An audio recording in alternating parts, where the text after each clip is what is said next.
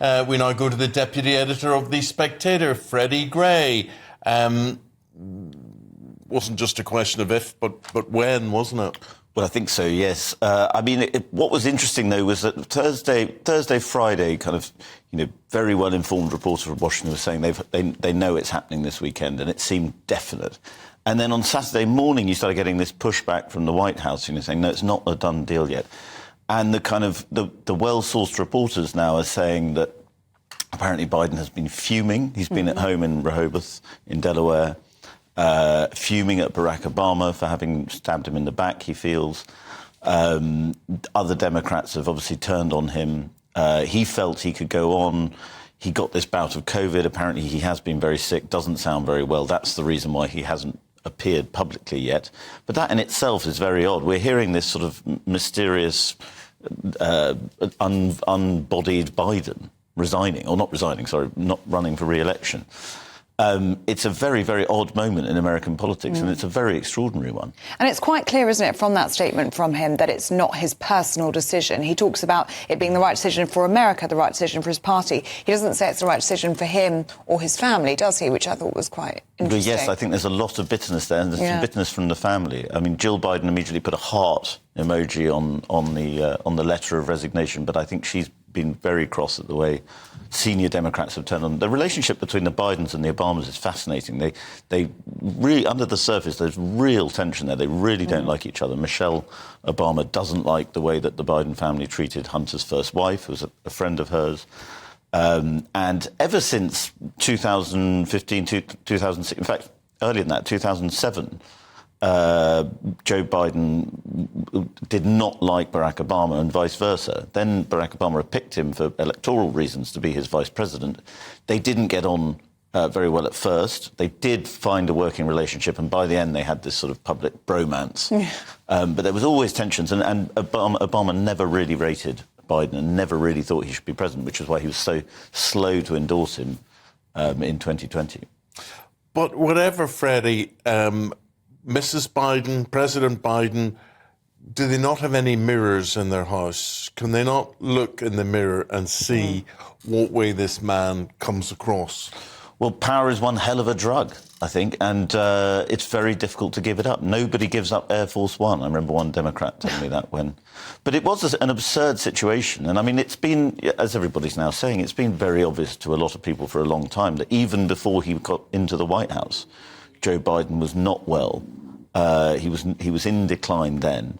And he just seems to have got worse and worse and worse. And I think one of the scandals of the last 4 years, it might go down as one of the great American political scandals, is how lots of people who knew better insisted that he was fine for a very long time. Yeah.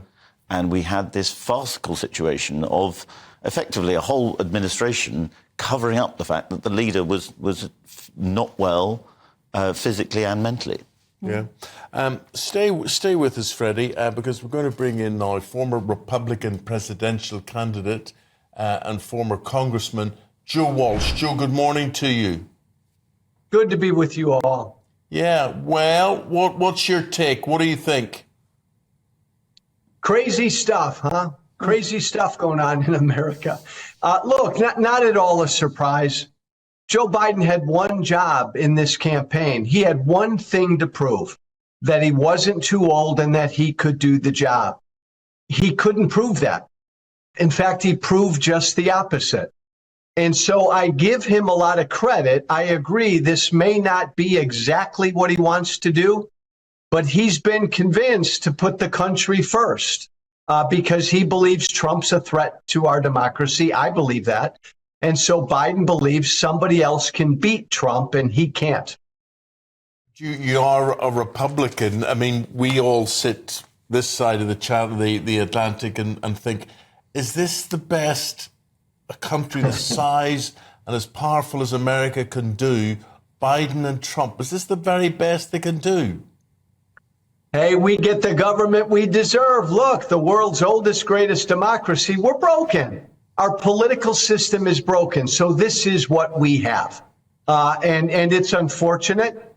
We need a lot of reform. We need more than two political parties. We need another party. We need major reform. But right now we're paralyzed by this matchup that nobody really wanted.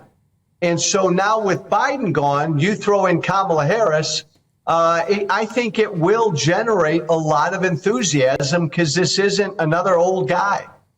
At what point in the past few weeks, for you, did this decision become inevitable, do you think, for Joe Biden? Because the campaign has been falling apart for weeks, hasn't it? But what do you think the moment of no return was?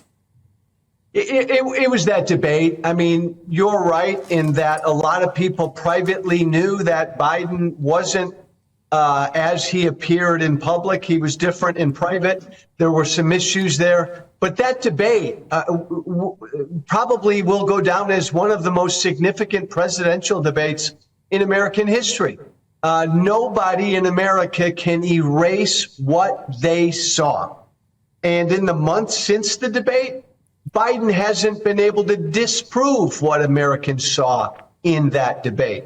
That was really the turning point, or the final straw. Did Biden himself not see it? Did his wife not see it? Friends and family not take him aside and say, Joe, you're going to have to get out of this?